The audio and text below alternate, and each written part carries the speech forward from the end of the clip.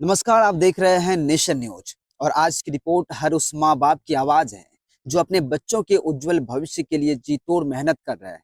लेकिन जब स्कूल की फीस हर साल बेतहाशा बढ़े तो वो भविष्य एक बोझ बन जाता है। क्या बिहार में भी यही हाल है? चलिए जानते हैं बिहार के माता पिता की जुबानी। पीएम पब्लिक स्कूल में वर्ग 3 में पढ़ाई करता था और उसका एग्ज़ाम 5 तारीख को होना शुरू हुआ था, जिसमें वो एग्ज़ाम देने गया तो बीच एग्ज़ाम से ही जो है परीक्षा हॉल से उसको कॉपी छीन के निकाल दिया गया। पूछने पे पता लगा कि तुम्हारा फीस जमा नहीं हुआ है, इसलिए जो है एग्ज़ाम देने नहीं दिया जाएगा, जिसके चलते मेरा बच्चा मानसिक रूप से तनाव में है और मेरे माता पिताजी भी मानसिक रूप से तनाव में है। बिहार के गांव से लेकर शहर तक प्राइवेट स्कूलों की मनमानी फीस ने अभिभावकों की नींद उड़ा दी है। चाहे वो पटना का कोई नामी स्कूल हो या कटिहार, पूर्णिया, अररिया, मुजफ्फरपुर, गया, भागलपुर, दरभंगा, सहरसा जैसे शहरों के निजी संस्थान, हर जगह फीस हर साल 10 से 40% तक बढ़ाई जा रही है।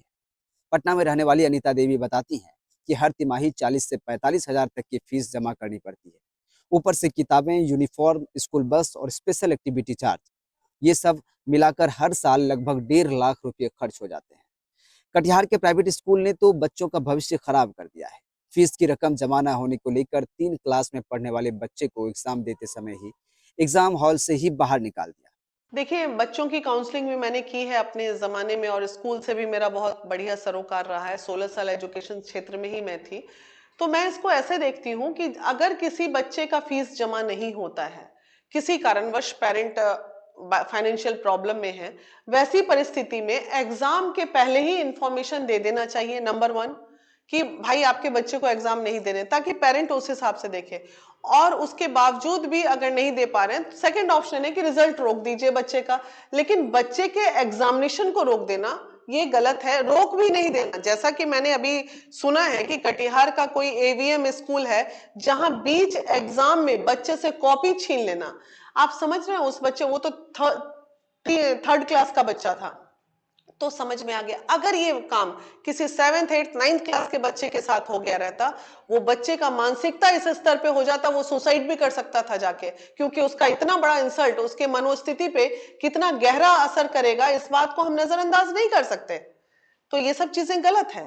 मुजफ्फरपुर के एक स्कूल ने तो नया फरमान जारी किया है कि बच्चों को स्कूल की ओर से तय दुकान से ही यूनिफॉर्म और किताबें खरीदनी होंगी। वजह, वहाँ किताबें बाजार से कहीं ज्यादा है।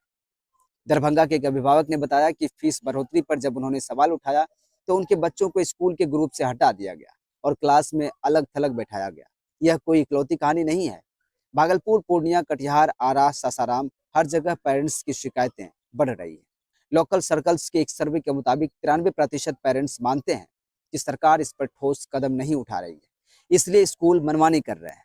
बिहार में अभी तक कोई रेगुलेटरी अथॉरिटी सक्रिय रूप से काम नहीं कर रही है जो इस समस्या को रोक सके। गुजरात मॉडल में फीस रेगुलेशन कमेटी बनी है जिससे स्कूलों पर जुर्माना भी लगाया गया है।